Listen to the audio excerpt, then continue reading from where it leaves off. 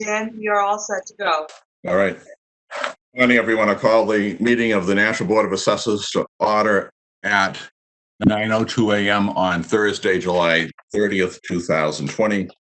I would ask everyone to bear with me because I'm obliged to read a fairly lengthy opening statement. As chair of the Board of Assessors, I find that due to the state of emergency declared by the governor as a result of the COVID-19 pandemic, and in accordance with the governor's emergency order number 12 pursuant to executive order 2020-4, this body is authorized to meet electronically. Please note that there is no physical location to observe and listen contemporaneously to this meeting, which was authorized pursuant to the governor's emergency order.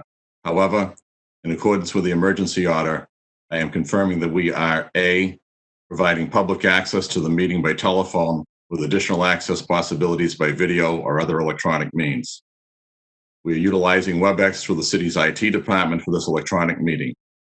All members of the Board of Assessors have the ability to communicate contemporaneously during this meeting through this platform, and the public has access to contemporaneously listen into this meeting through dialing the following number, 978-990-5298. Once again, that number is 978-990-5298, and using the password 273974. And once again, that number is 273974.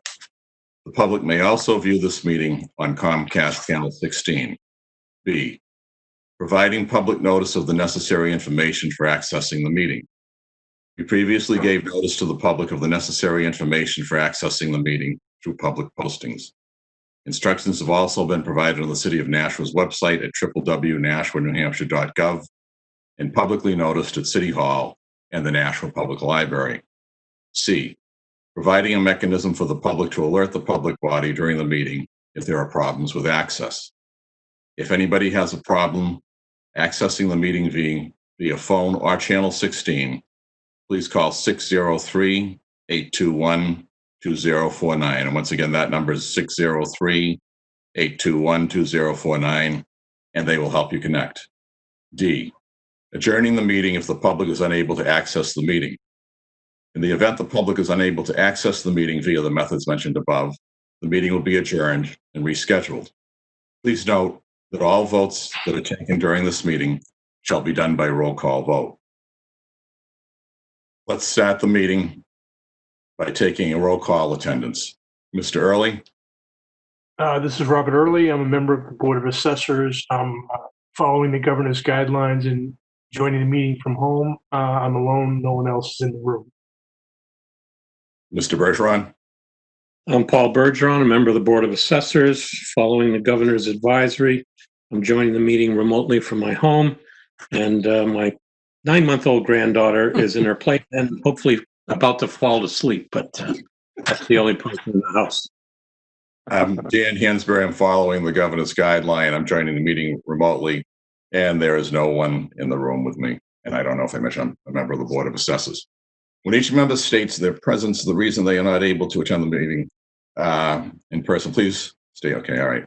Today, we will be hearing various requests as listed on the agenda. Please note the decisions may be taken under advisement and involved parties will be notified at a later date. Per the City of Nashua bylaws, a minimum of 2 or more affirmative votes are required to approve any application. In addition, this board will hear any and all scheduled cases as long as quorums of 2 board members are present at this meeting. Any citizen has the right to contest the decision that this board makes. To appeal a municipality's decision on an abatement application, a taxpayer may appeal to either the Board of Tax and Land Appeals or to the Superior Court, but not to both. Please contact the assessing department for more information. Ms. Cameron, are there any changes to today's agenda? There are none. Thank you. Does anyone have any questions before we begin? Seeing none, is there a motion to waive the reading of the Board of Assessors meeting minutes from June 25th, 2020, accept them and place them on file? So moved. Is there a second? I'll second that. Question for the chair. Are we voting on both the non-public and public minutes? I'd rather take them up individually. Okay, thank you. All right. Any Further comments? All right, seeing none. All those in favor of accepting the minutes as presented, I will call the roll. Mr. Early, Yes.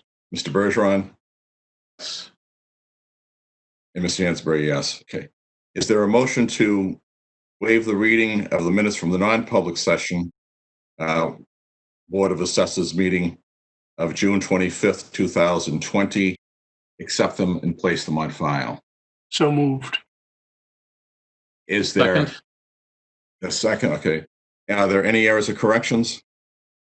All right, seeing none, I'll call the roll. Mr. Early, Yes. Mr. Bergeron, Yes. and Mr. Hansberry, yes. Okay, there, if you go to the bottom of the agenda, under unfinished business, the last bullet, public vote on settlement agreement for Easy Mini Storage LLC located at 10,050 or 1015 A and B, West Hollow Street, approved 6/25, 2020. We acted on that at the last meeting, and the settlement has been reached. And there really isn't a need to vote on that again, but since it's been posted, I'm going to do the following. So, is there a motion to unseal the following portions of the non-public minutes of the June 25th, 2020 meeting? And the motion is to accept. Okay, I guess, let's see. Okay, then the motion will be to accept the settlement between the City of Nashua and Easy Mini Storage LL for the property at 1015 A and B West Hollow Street, and the vote on the motion. The motion was moved by Mr. Early, seconded by Mr. Bergeron, and passed unanimously on a roll call vote. And then 2, the motion introduced by Mr. Hansberry to accept the settlement between the City of Nashua and the Hunt community. The motion was moved by Mr. Early, seconded by Mr. Bergeron, and passed unanimously on a roll call vote. Somebody willing to make that motion? I'll make that motion. Okay, is there a second? And I'll second it. Okay, so then just once again, once that's acted on in non-public session, it's official. You don't have to vote on something twice. Once it's done, it's done. And then the settlement, the signed settlement agreement, is a reflection of the fact that there must have been action taken during the non-public session in order for the settlement to come about. So in the future, this really doesn't need to be posted for future reference to be acted on a second time. Any further discussion? All right, I'll call the roll. Mr. Early, Yes. Mr. Bergeron, and Mr. Hansberry, yes. Okay, so the motion is adopted. All right, at this time, I will recognize Kimberly Kleiner, who is the Director of Administrative Services, who's going to be providing us with a division update. Director Kleiner?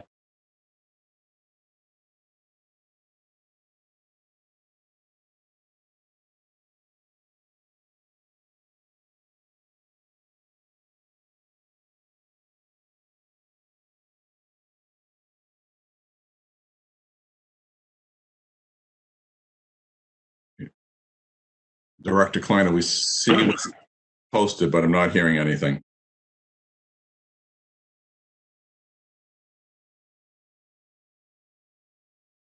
Can you hear me now? Yes. Yes, go ahead. Thank you. So the document that I've shared will be attached to the minutes from this meeting. And this is just to give you an update on the department. Today, we would like to thank Ann Dano and Carly O'Shea from Patriot Properties for joining us to present the board with an overview of the upgraded camera system. We spoke about this last meeting, that we had invited them. They have worked with assessing and IT staff on the implementation for several months now, and we believe the upgrade provides the department with increased security, efficiencies, functionality. Attached to this memo, which will be in the minutes, will also be the current project status report on the full measure and list from Vision Government Solution. All of these updates, public notice, are posted on our website. The project continues to be on time, very planned. The assessing department has prepared property record cards for Ward 4, with data collection expected to start early on. As reported to the board in June, assessing is scheduled for the addition of a new customer service area and reconfiguration of the assessing office area. A request for proposals was issued on July 22nd for building modifications not only to assessing, but also motor vehicles, the tax office, and the city clerk office. These proposals are due this Friday, July 31st. A team of city staff has been chosen to review and score those proposals. We expect to award contract in August with construction in December. On July 14th, we updated the Board of Aldermen on the status of approval to the assessing department. That presentation may be viewed on YouTube under the National Alderman. The city continues to actively monitor the evolving health situation. We're deeply committed to the health and safety of all of our residents. With that, as you know, the office modified the way we are gathering information to update property cards, either on a property transfer or building work. These changes in policy were approved by the Board of Assessors earlier, and they have been posted to our website. In lieu of conducting the interior inspection, we have sent out questionnaires to obtain the data that the assessors need to update the property record cards. This information is vital to the market value of the property, and we ask residents who have received these questionnaires to please fill out the questionnaire provided and return them to our office. At any time, they may also call to speak to the assessor. The building permit questionnaires were mailed out to property owners on July 20th, and the sales qualification letters were mailed on July 9th. Today, we also welcome Mr. Rex Norman, his first meeting of the Board of Assessors. As the board knows, Mr. Norman has been contracted by the city as an assessment supervisor. He will provide oral and written assistance and guidance to the department.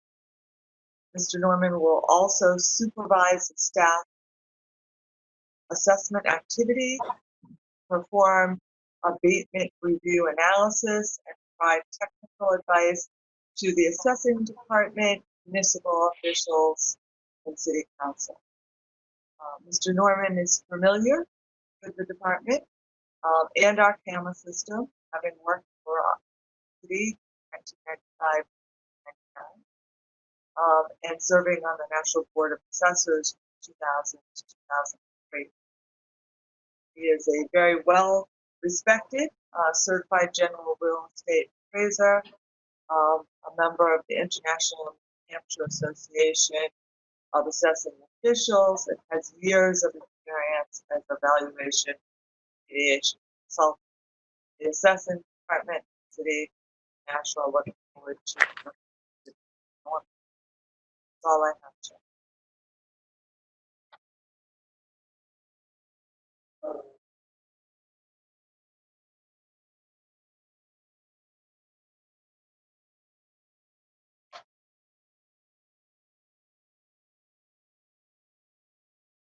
Chair Hansberg? Yes.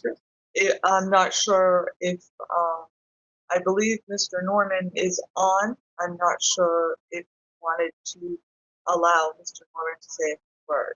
Absolutely.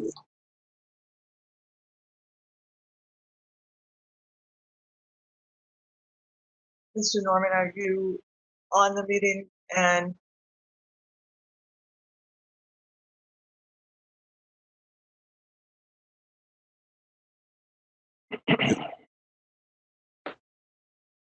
Has he joined us by phone? no? Let's see.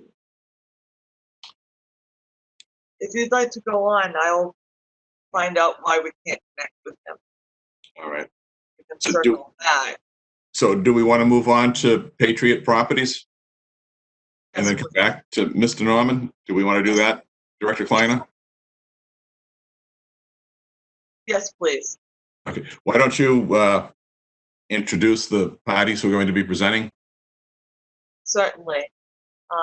So today we have Ann and Charlie from Patriot Properties, and they are joining us, and they have a presentation that they are going to share as they present to the board. And as you know, we presented a little bit. Steve Mizovich spoke for IT when we spoke to the Board of Aldermen on the 14th.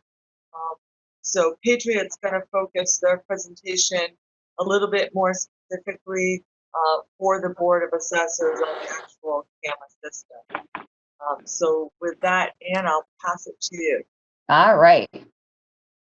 I'm going to share my content. Good morning, everybody. Good morning. Morning. Good morning.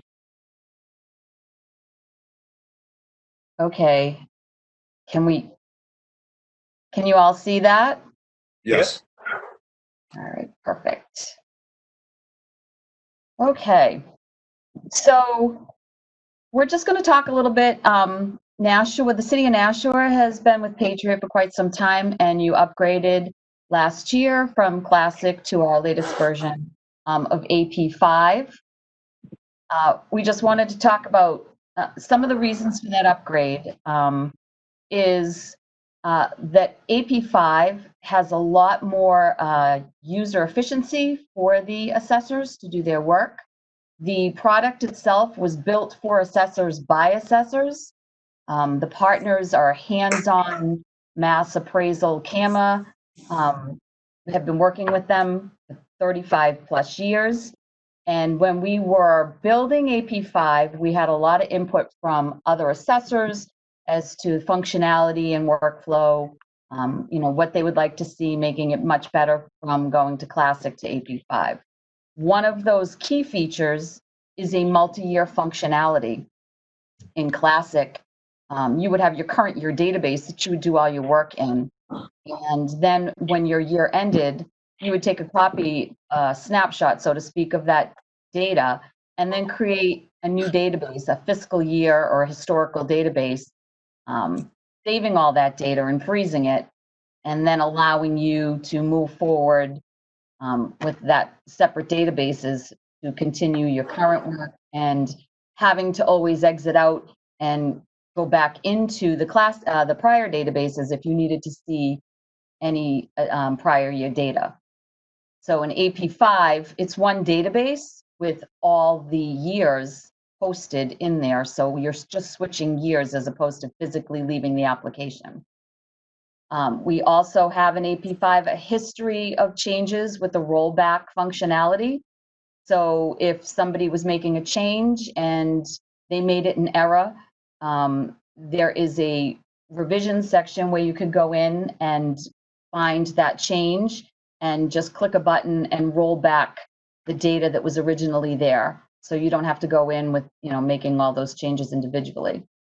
AP5 has role-based security, which is including your screen layouts. So if you have and not so much because I've worked with you guys, so I know that you guys kind of all are hands-on, but there are other communities that have certain sections. Some people just do data entry and they only need access to like 4 tabs: land, building, and yard items.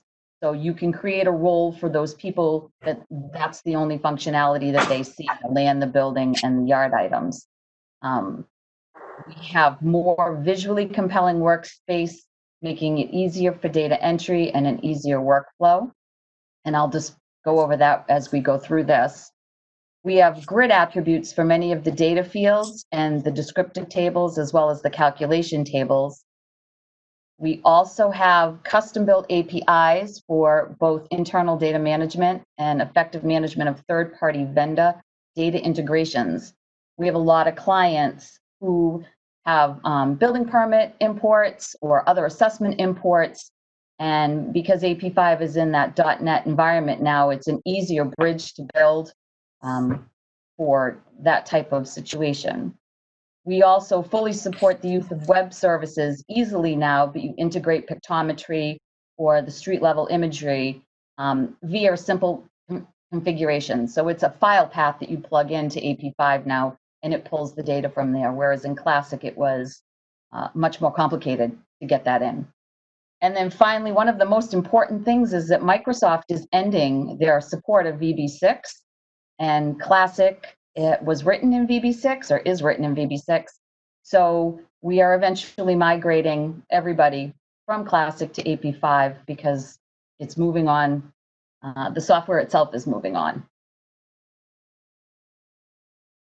So to talk about that multi-year functionality, this is where you have the capability without ever leaving the application to come in and from a drop-down choose the year that you would like to see the data in.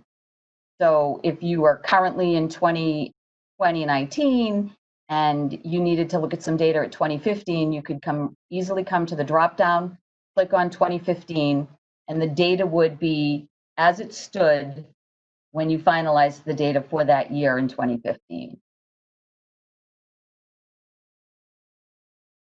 The next thing about the multi-year functionality is you have the capability of creating your future years very easily by coming in, setting up the year, and this allows you to go ahead and start entering the data for future years, where in the past, in Classic and in other vendors, you'd have to wait. You'd have to wait until all your work was done for the current year because you didn't want anything affecting the value for the bills. This way, you can create as many future years as you wanted and go right ahead and start doing that work. So if there was any downtime and you had changes for that year, you could go right in and not sit around having to wait. The good thing about this future year creation is it doesn't touch your current year. So anything that you do would push forward. So if you were in your current year and you had future years in place and you made a change in your future year, in your current year, that information pushes forward. So you're not doing dual entry in the future. It just maintains all that information for you. Also, each year can be assigned a color scheme so that people using the software would know that, blue is 2020, caramel is 2019. You kind of get a feel for the colors so that when you're in the years, they change the colors along with you, and it'll jump out at you that, which year you're in. Here's that role-based security that I was speaking to about. So in AP5, you can create roles. You can assign users to that role. And then you can come in and you can pick and choose what those users are allowed to do via action permissions and also form and field permissions. And the great capability about this is you get to drill down. I know it might be a little hard to see here, but there's plus signs in front of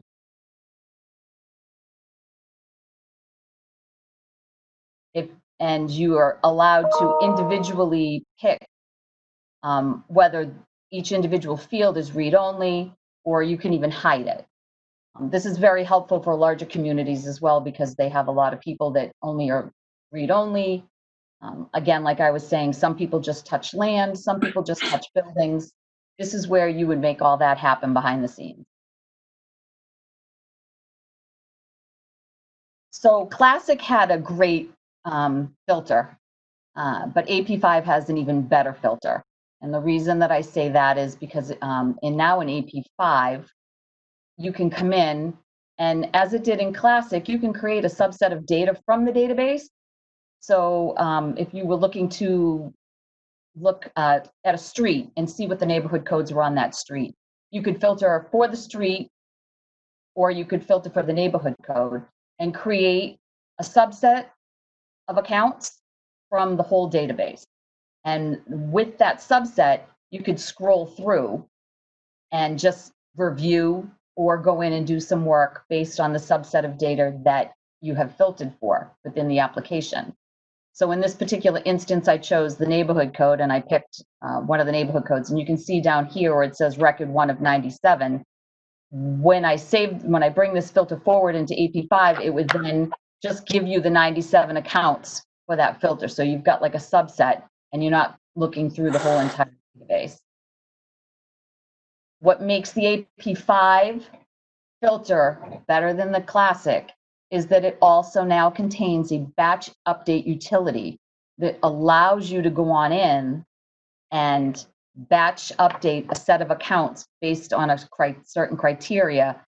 And that would eliminate you having to go into each of those individual accounts and changing that data. So for example, if you were on a street and you were checking out the neighborhood code for the street, and you could go in and see, well, this whole neighborhood, this whole street has NA for new average, but you know what? We're pretty sure that it's NE, new excellent. And you could then go in, choose that, and batch update just the parcels on this street to this new excellent neighborhood code without having to manually go into all of the 15 accounts and doing so. There's a lot of data that can be updated this way. And again, this would also be security driven. So it would be based on the role that somebody be allowed to do this. We talked about easier data entry and workflow. The filter kind of comes into that. On the main screen, we have hotspot, all these little detail buttons that allow you to just click and would bring you to that piece of information. But you also have all the information for the parcel that you're on right here over on the left-hand side. So it's Classic was great, but it was a little clunky in where you always had to go to a parcel data box. Here you've got everything right at your fingertips, with provided just with a click, you get to go where you need to go. You have the capability right from the front screen of locating your parcel by looking up your parcel IDs or the property ID. You can choose your street or your owner. Some clients have a user account associated with it, so you can just type that information in here and information will show up on the screen. We also have a very powerful lookup grid that allows the user to come in and take a look. If you didn't know what you were looking for, if somebody was looking for, Joe Smith on Main Street, but you didn't know parcel ID or anything like that, you have the capability of coming in and typing Main Street under the street name. It would then just display Main. And then once you had Main Street, you could type in Smith and the owner, and it would drill down to Smith, and you could get all your Smiths on Main Street and then find the account that you're looking for, double click or hit the go to account, and it will automatically bring you to that account. This is also pretty powerful too, because right here on this lookup grid, you get an account status as to whether they're open or closed.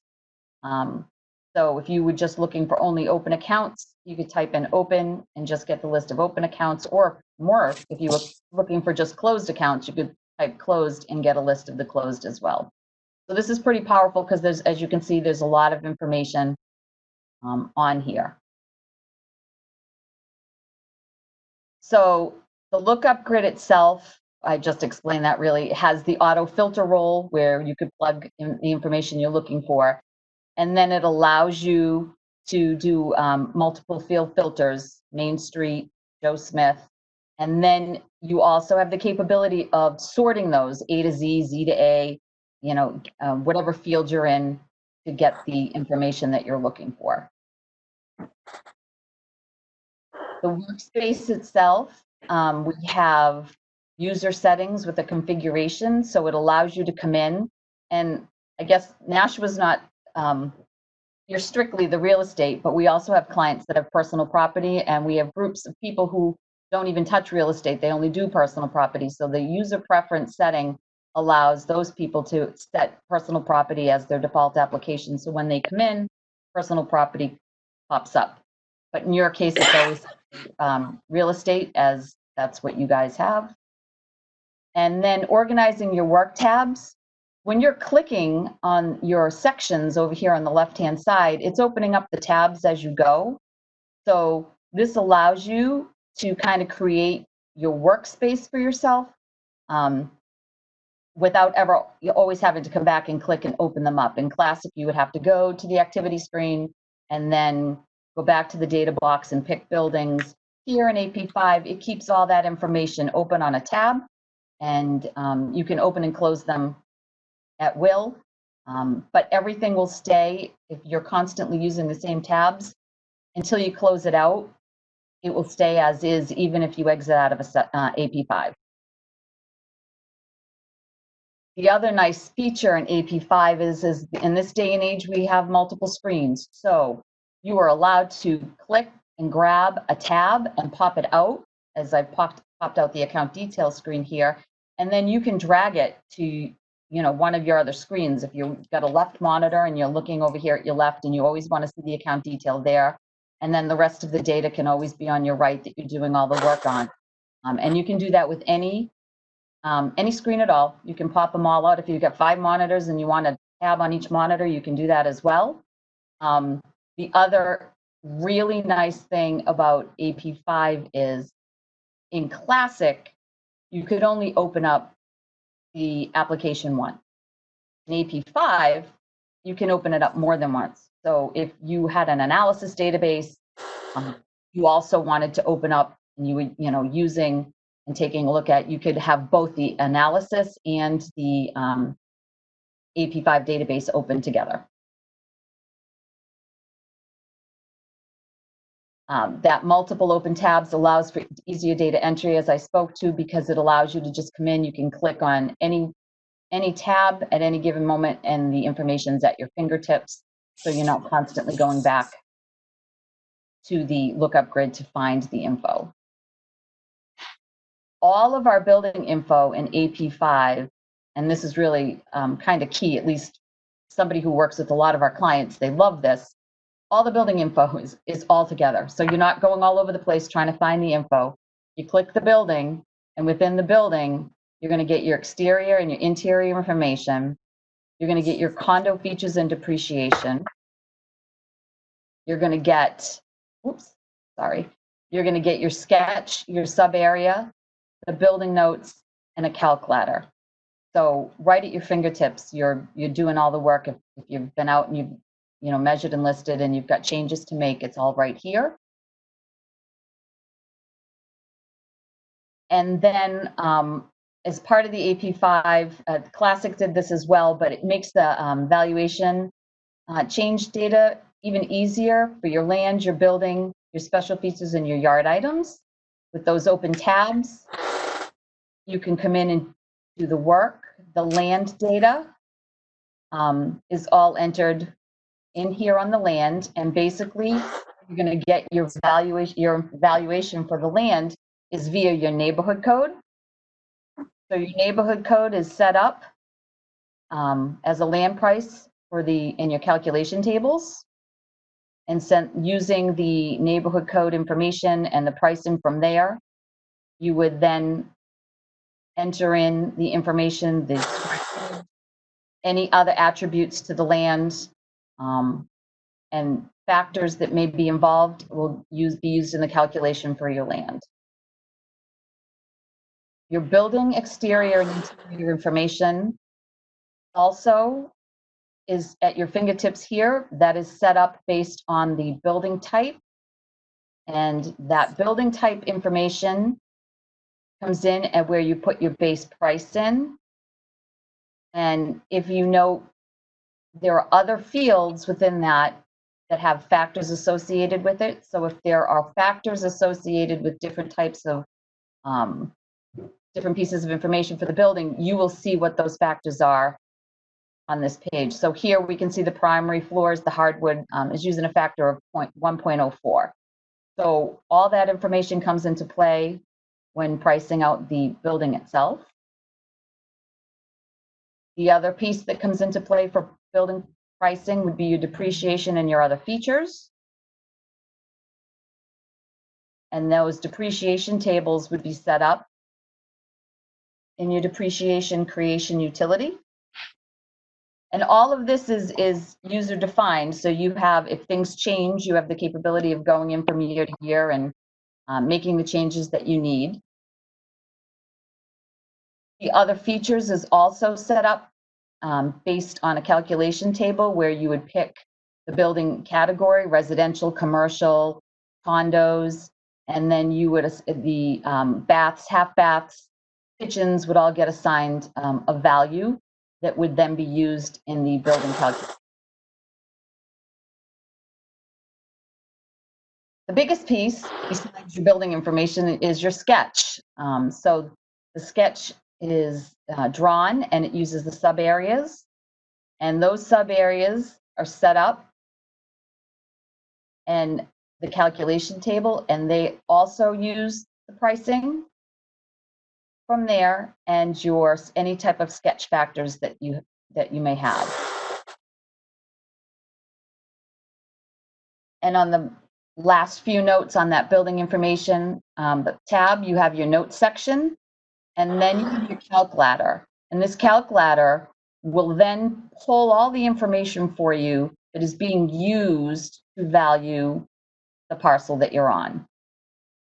And this, if you click right in the little, this box right here, it also gives you a little breakout that you can print out if you needed to, of what was being used for your construction adjustment.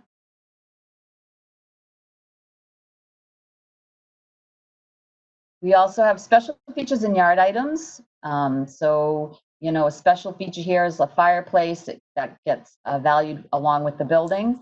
A yard item could be a fence, you know, a shed, a garage, something that wasn't in the sketch. And all of those codes are user definable and are set up in the SFYI pricing calculation table. So you can plug on as many as there are in here. They don't have to be sketched, and they'll pick up value in the special features and yard items section. SketchPro is the same. SketchPro is the name of the sketching program. It's the same in AP5 as it was in Classic. The difference is that in Classic, sketches are housed in individual folders for the specific fiscal years. As I mentioned at the beginning of this, your historical database would be its own database, and then those sketches and images would also have to have their own separate folders. So, and it would require a file path to point to the correct folder for each historical year. Well, the good news is in AP5, the sketches are housed in the database. They're identified by a version and a year ID. So you're going to see the sketch changes in the years that they happened, as opposed to switching file paths to the individual years. And by that, I mean, if I am in 2019 and I have this great little sketch over here, and this sketch maybe hasn't changed since, I believe you have 2020 to 2012 is the earliest. So sketch has been the same from 2012 to 2019. In 2020, we add this wood deck. So in the year 2020, you're going to see this sketch this way. And if you've got any future years, this is how your sketch is going to display without ever touching what it was like in the prior year and without having to worry about a file path. The other thing that I wanted to point out that also relates to not just sketching, but all data, in your future years, any work you do in your future year wins. And by that, I mean, so if I changed this sketch in 2020, as I have shown here, and then I was in 2019, and for some reason, maybe I put a wood deck down here in this lower right-hand corner, when I would go to save it, it would say to me, hey, this sketch has been touched in 2020. Do you want to push this change forward, or do you want to keep it just in this year? And it would abide by what you answer. So if you had said, yes, push it forward in 2020, then it would add it. But if you'd say, no, I only want this year, then it would just save in that year. And lastly, just as a reminder that we started doing this because we got notification years ago that Microsoft was going to be ending VB6 support. Classic was written in VB6, so we've moved forward in the software world and using the .NET SQL format. Does anybody have any questions? Any questions for Ms. Mangano? Not for me. Mr. Mangano, is Vision using this software out in the field? Is this what they're using? Yes, they are. Okay. So We have a great relationship with Vision, actually. The Patriot and Vision have a good relationship. If there's value that isn't currently being carried, for example, let's say that we have a property that's listed as a 4-room, 1-bath cape, and it's an expansion cape, and at some point, either the current owner or the prior owner, maybe years ago, added 2 bedrooms and a full bath, and we don't have that recorded, and that multiplies itself numerous times throughout the reassessment. Is there a function that would allow us to find cumulatively how much undiscovered value that Vision has captured as a result of the reassessment? So the room count doesn't add the value, but the baths would. And you could you'd be adding the value in, right?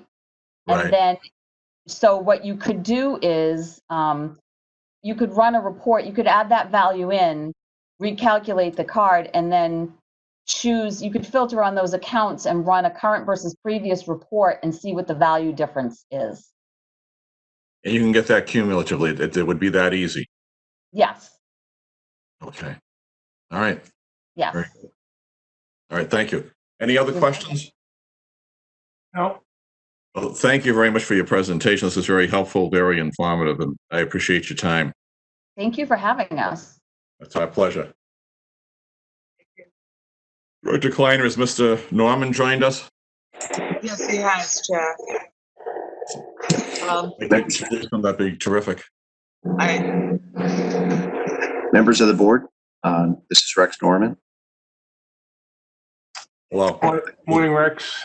Good morning. It's my pleasure to serve the city once again, and very nice to be here with you today. Sorry for the technical difficulties that started this morning, but I think we got those worked out. I just wanted to say hello and to tell you that after watching that presentation, I certainly am impressed. I think that's the state-of-the-art camera system that you have acquired, and I'm looking forward to seeing how this is going to be laid out.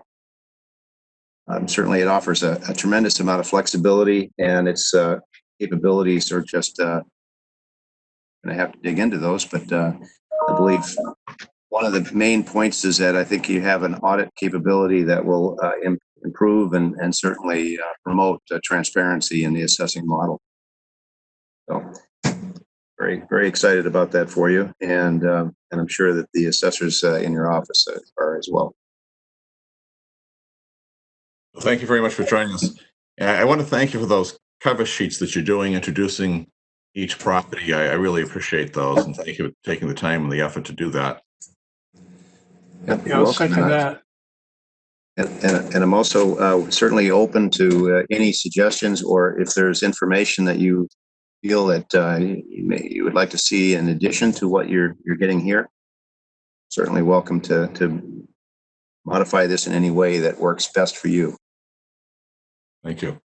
Are there any questions for Mr. Norman? All right. No. Thank you very much. Okay, there are no communications.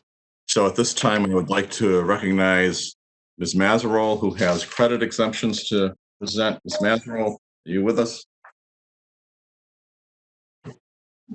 I'm here. Good morning. How are you? I'm good. How are you today? Fine, thank you. This morning, I just have 3 veterans credits that I am presenting for approval. Recommendation of approval, that is. So is there a motion to grant the veterans credits as presented per the attached list? So moved. No, second. Okay, any discussion?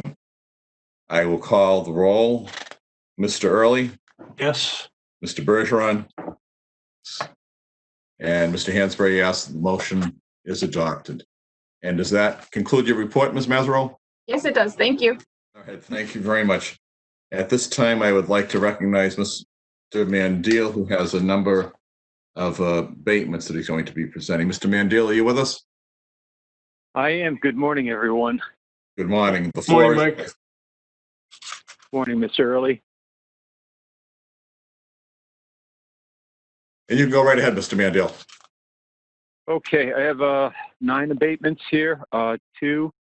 First one is 53 Bowers Street. It's a 2-family unit conversion. The taxpayer's opinion of value was $160,000. After sales analysis, the city finds a market value of $187,500 with a proportionate assessment of $166,500. The city recommends that the assessment be lowered from $177,800 to $166,500. Are there any questions for Mr. Mandel? The reduction is strictly on errors on the card, Mike? Sales analysis. Okay. I have no other questions. Any other questions? All right. So is there a motion to approve the assessment for reduction for the property located at 53 Bowers Street to $166,500? So moved. Is there a second? Second that. Okay, any discussion? All right, seeing none, I will call the roll. Mr. Early, Yes. Mr. Bergeron, Yes. Mr. Hansberry, yes, motion is adopted. Mr. Mandel? The second property is at 8 Crestwood Lane. The board reviewed this property back in June 25th and approved lowering the assessment. However, after the meeting, it was discovered that some solar panels were included on the grid, which were not on the property as of April 1st, 2019. Removing the solar panels lowered the assessment further. The city recommends that the assessment be further lowered to $568,300. Are there any questions for Mr. Mandel? No. Okay, seeing none, all right. Is there a motion to approve the assessment reduction for the property located at 8 Crestwood Lane to $568,300? So moved. Is there a second? I'll second that. Mr. Mandel, a question for you, not necessarily specifically on this property, but on the high-end properties with COVID-19, there's quite a bit written about New York City, and people are starting to flee the high density of the city, and all of a sudden properties in Westchester County are far more sought after.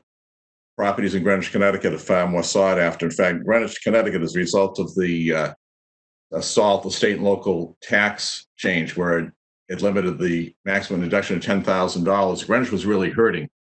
And they have a lot of 8-figure properties, and they were having to drop their prices, and they were also staying on the market for an extended period of time before they sold. And now COVID-19 has almost overnight reversed that trend in Greenwich, and I realize that we're not Greenwich, Connecticut, but as far as right now, what's happening, are we seeing, or do you think we'll see a trend where there will be an uptick in the values of high-end properties going forward? Are we feeling some of that fallout from Boston, for example? At the current time, I'm not seeing it, but it's entirely possible. I'm not, and to be honest with you, I'm not sure what's going to happen in the future. I would expect we would see if it were to happen. I would expect to see it in areas in greater beyond Route 128 in Massachusetts first, and then migrating north to New Hampshire. So properties in, say, Chelmsford, Framingham, Acton, if those start to bump up significantly because of the COVID situation, then yes, I do think it would happen here in New Hampshire, but we haven't seen that yet. Okay. All right. Thank you. All right. Any further questions? I'll call the roll. Mr. Early, Yes. Mr. Bergeron, Yes. Mr. Hansberry, yes, motion is adopted. Mr. Mandel? The next 7 properties were all deemed denied in the June meeting. After further review, I recommend, the city recommends that the following properties be denied as well. Would you like me to go through them individually, sir? I think that's probably the fair thing to do. Yes. Okay. The first property is located at 10 to 16 D Street. After further review, the city recommends that the abatement be denied and the assessment remain the same at $259,700. All right. Is there a motion to deny the abatement for 10 to 16 D Street? So moved. Is there a second? I'll second that. Any discussion? All right, I'll call the roll. Mr. Early, Yes. Mr. Bergeron, Yes. Mr. Hansberry, yes. Motion is adopted. Mr. Mr. Chairman, Mandel? Yes. I noticed a reference to 27 properties this ownership group has. Are we looking at just a group that they've applied for an abatement this year, or do they do it every year for all 27 properties? Do we know that? It's just, yes, it's a group of 6 properties that they applied for this year. I'm sorry if I'm interrupting. No, not at all. Does that answer your question, Mr. Early? Yes, it does. Thank All you. right. You're welcome. All right, and just, Mr. Mandel, the cover sheet for the next property, it should say Perham, right? Not Pelham? Are we at It 26? is Perham, Okay, so, 26 to 28 Perham, Perham. all right, okay. All right, go ahead, Mr. Mandel. Thank you. The property is located at 26 to 28 Perham Street. The city recommends that the abatement be denied and that the assessment remain at $290,600. Any questions for Mr. Mandel? All right, seeing none. So is there a motion to deny the abatement for 26 to 28 Perham Street? So moved. Is there a second? And I'll second that. Is there any discussion? Seeing none, I'll call the roll. Mr. Early, Yes. Mr. Bergeron, Yes. Hansberry, yes, motion is adopted. Mr. Mandel? The next property is located at 628 D Street. It's a 4-family unit. The city recommends that the abatement be denied and that the assessment remain at $237,000. Any questions for Mr. Mandel? Nope. Is there a motion to deny the abatement request for 6 to 8 D Street? So moved. Is there a second? I'll second that. Any discussion? I will call the roll. Mr. Early, Yes. Mr. Bergeron, Yes. Hansberry, yes. Mr. Mandel? Next property is located at 77 Locke Street. The city recommends that the abatement be denied and that the assessment remain at $263,600. This is a 4-family unit flat.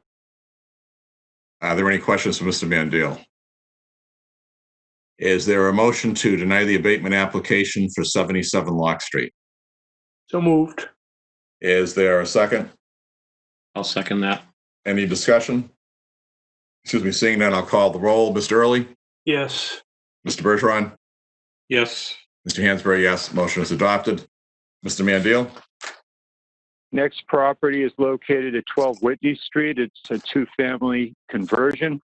The city recommends a denial of the abatement and that the assessment remain at $192,400.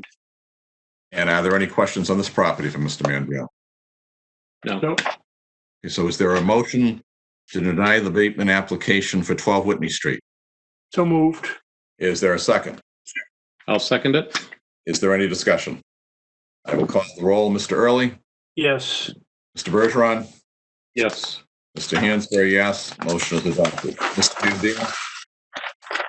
Next property is located at 14 Grove Street. It's a two-unit family flat. Based on sales analysis, the city recommends that the abatement be denied and that the assessment remain at $137,000. Any questions for Mr. Mandel? No. Seeing none, is there a motion to deny the abatement application for 14 Grove Street? So moved. Is there a second? I'll second it. Is there any discussion? I will call the roll. Mr. Early, Yes. Mr. Bergeron, Yes. Mr. Hansberry, yes. Motion is adopted. Mr. Mandel? Yes, the last abatement I'll be presenting is located at 85 Blossom Street. It's a single-family Cape-style home. After sales analysis, the city recommends that the abatement be denied and that the assessment remain at $223,100. Okay. Questions for Mr. Mandel? Nope. Mr. Mandel, is this property, is this closer to Pine Street, closer up towards the hospital, or is it kind of smack dab in the middle? Smack dab in the middle. It is. Okay. All right. Is there a motion to deny the abatement application for 85 Blossom Street? So moved. Is there a second? I'll Any- second it. Any discussion? Seeing none, I'll call the roll. Mr. Early, Yes. Mr. Bergeron, Yes. Mr. Hansberry, yes. Motion is adopted. Do you have anything else for us, Mr. Mandel? No, sir, I do not. Thank you very much.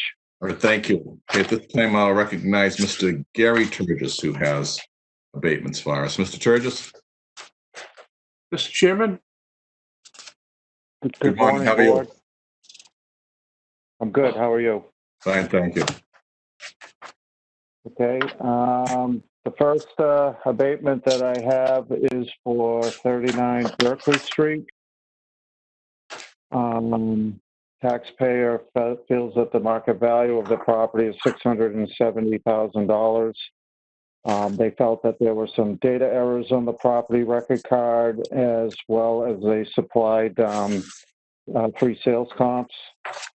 We considered the information that the taxpayer supplied. We did do an inspection of the property, exterior, and the city's analysis. The city came up with a value of $680,000.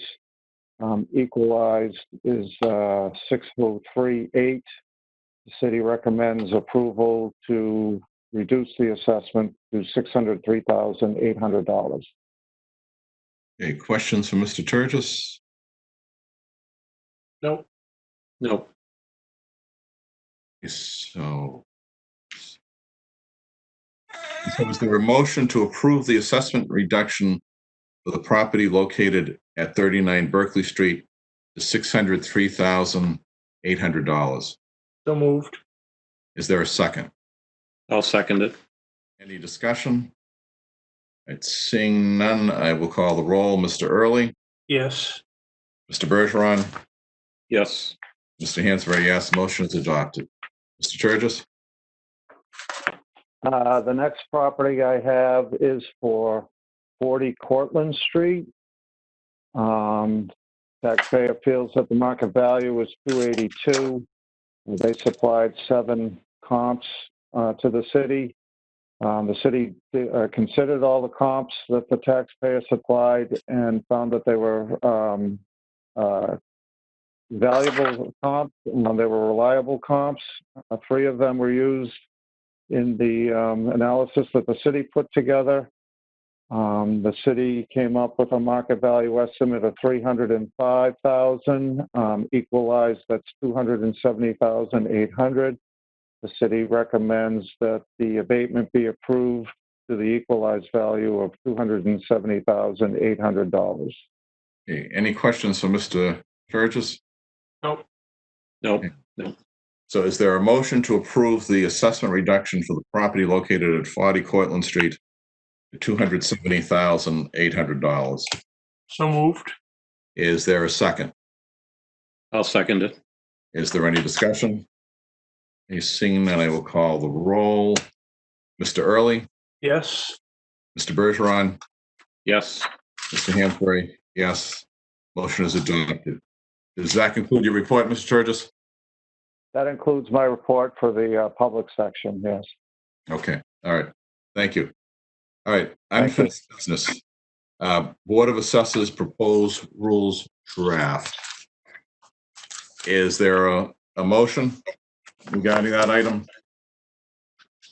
I'll make a motion to adopt the new rules. I don't have the date on it. Well, it would be effective as of today. All right, then I would make a motion to adopt the new rules as of today. Is there a second? I'll second that, but I do have a question or a comment after this is before us for discussion. Go right ahead.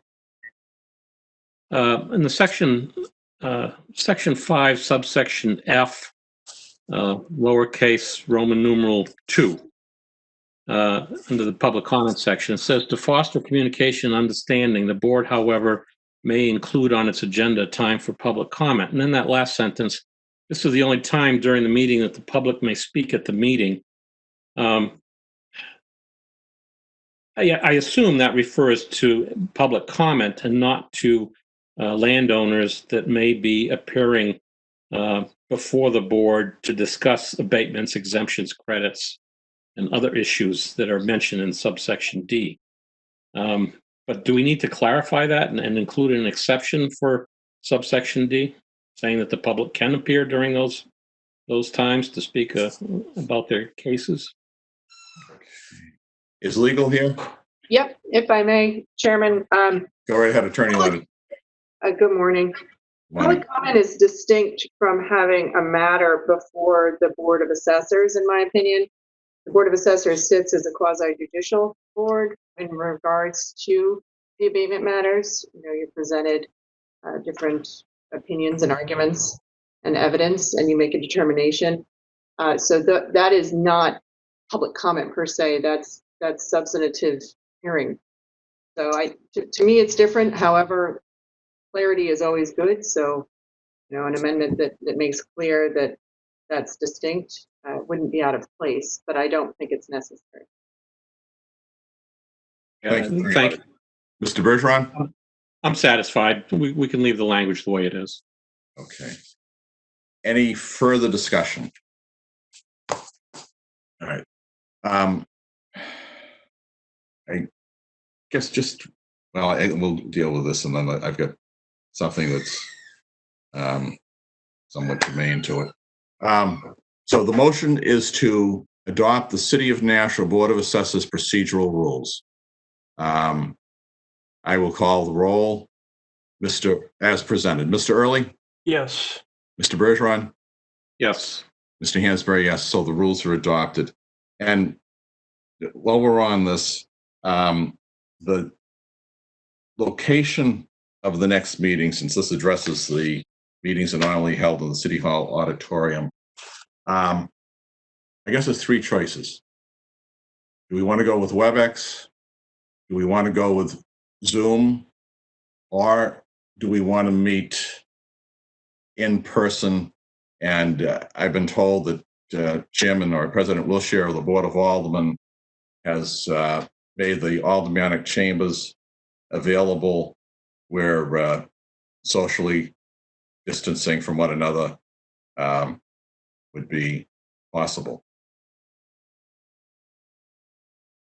Any thoughts on that? Have any other of the boards or commissions in the city started meeting in public sessions yet? Based on the information provided by Director Kleiner, some of them have. Ms. Kleiner, can you speak specifically to that, please? Yes, certainly. It has been brought up that boards that could socially distance, I don't believe any have actually held a meeting as of yet. But it has been put out there that if a board could. Now, the instance you get into issues with and the board should consider is if you had members of the public attend, because members of the public would have to socially distance as well. That's a little bit more difficult to do if you have a large group. Director Kleiner, you're a little choppy as far as how you're coming through. I'm sorry. Can you hear me better now? Yeah, it's better now. I'm sorry to interrupt. I was just No? no.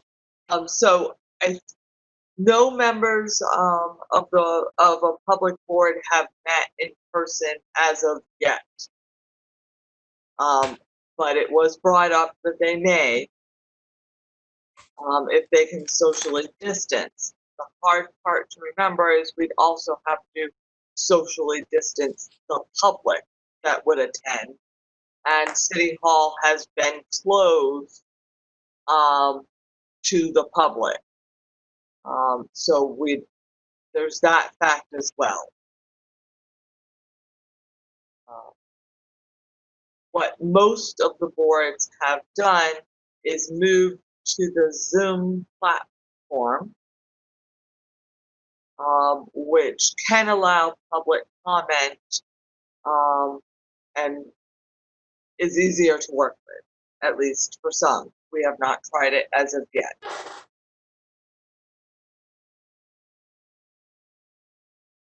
Other discussion on the matter? We use Zoom at the, to update the Board of Aldermen, do we not? They're currently using Zoom as the medium, correct? Right, but when we met July 14th, that's what we used, and that went pretty well, I thought. I don't know, I guess I would recommend that we switch to Zoom. I think it's still too early to go back to public meetings, but our next meeting is at the end of August. We'll see at that time what other boards or commissions have done. Chair, if I may, Go ahead. I would recommend that that's the way the board proceed. My concern would be that we will be under major construction in many areas of the building as of September 1st. Although that won't affect, per se, the chamber, the auditorium is being used. It will affect the rotunda area and likely many hallways leading to those areas. So I think moving to the Zoom would be the recommendation building aspect. And Dr. Burks was on ABC News Monday night, and she was urging that any group that gathers be smaller than 10 people, and we frequently have 10 or more people at our meeting. So it makes sense to me to go the Zoom route. Is that in agreement with everybody? I'm good with that. Okay. All right. So then for the August meeting, why don't we plan on using Zoom as the medium? And that would also allow the opportunity for public comment, correct, Director Kleiner? That is correct.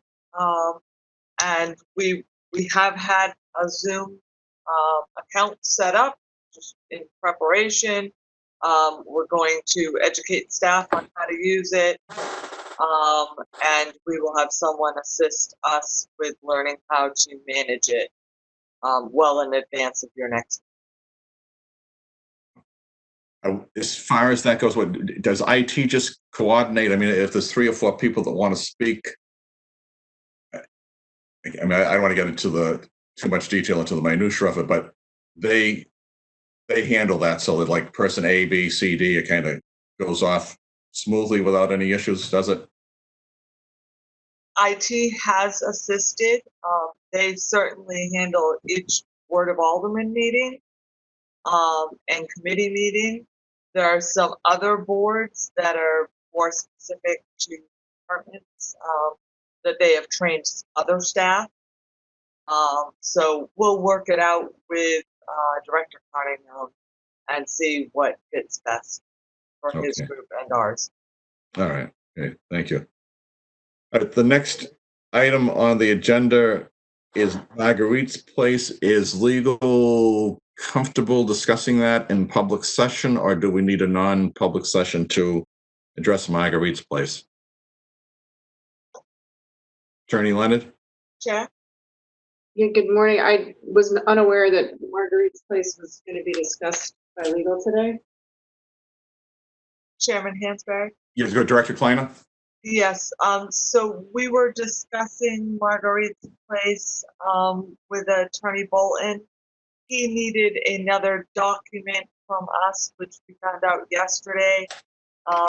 So we worked on getting him that document, but it came in very early this morning. So I think it would be best to table and allow Attorney Bolton to view that document. We can, I mean, do we, if everybody's okay, I think we can just agree to defer action on that. Is that okay? We'll just defer it till the next meeting. Is that Just leave it on. Is that all right with the board to just defer it till the next meeting? All right with me. Yep. Okay. All right. Why don't we do that? Now, for St. Joseph's, I know there's a board member who has some questions on that. So that would be in non-public.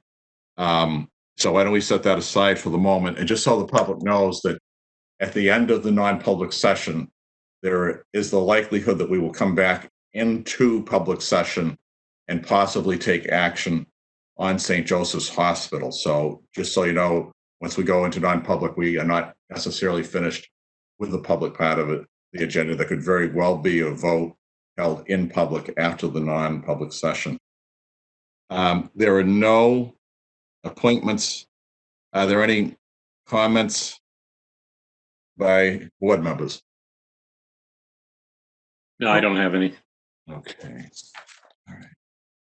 Okay. At this time, Director Klein, anything else to come before us in the public forum? No, Chair. Okay. All right. So is there a motion to go into non-public session for 2 reasons? First, to discuss matters which, if discussed in public, would likely affect adversely the reputation of any person other than a member of this board, unless such person requests an open meeting.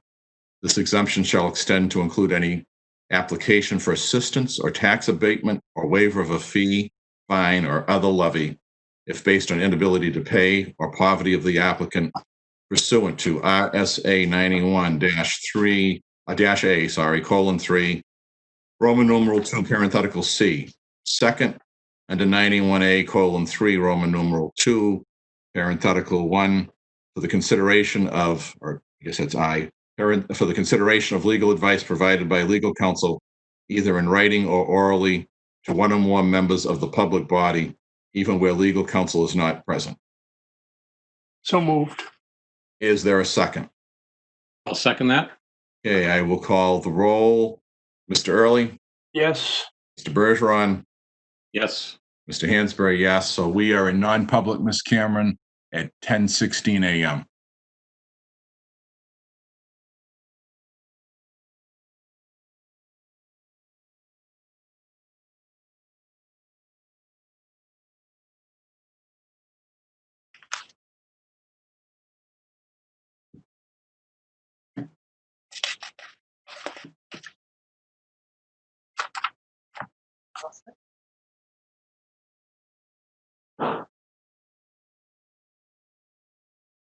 You're all set, Chair.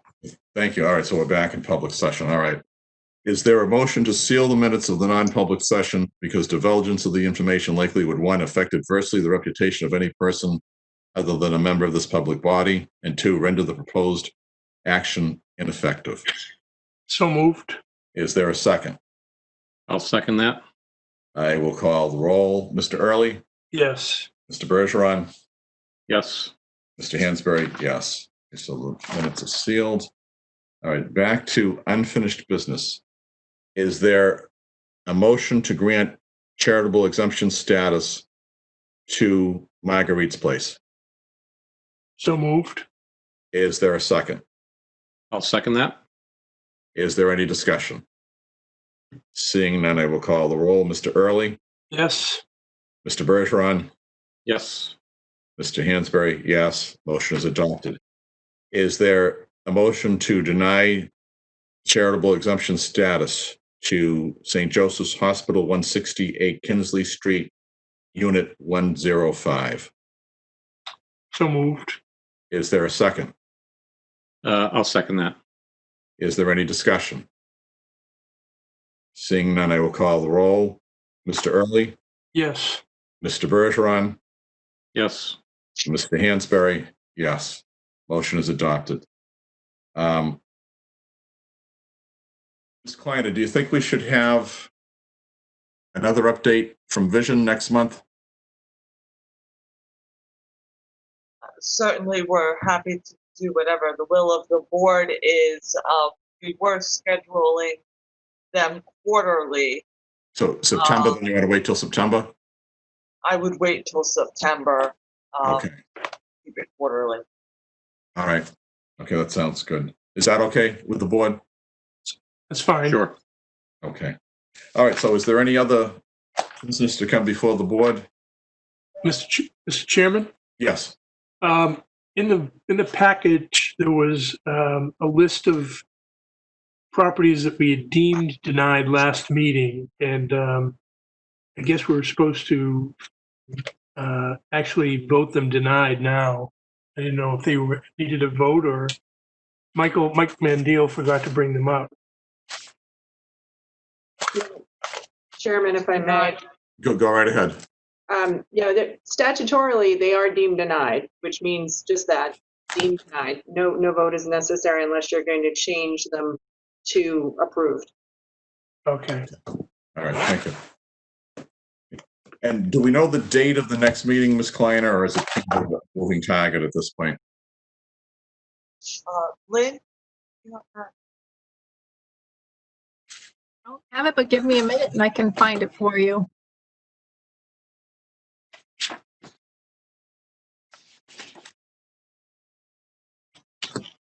It should be the 20th, right? I have the 27th. The 27th? Okay, I believe it's the 27th. the 27th, okay. And do we want to leave it at that, Director Kleiner? that is fine with us, Chair. Okay. It's All fine. right. Okay, all right. Anything else? Is there a motion to adjourn? So moved. Is there a second? I will second it. And I will call the roll. Mr. Early, Yes. Mr. Bergeron, Yes. Mr. Hansberry, yes. So, Ms. Cameron, we are adjourned at 10:49 a.m. Thank you very much, everyone. Thank you, IT. Thank you. See Thank everybody you. next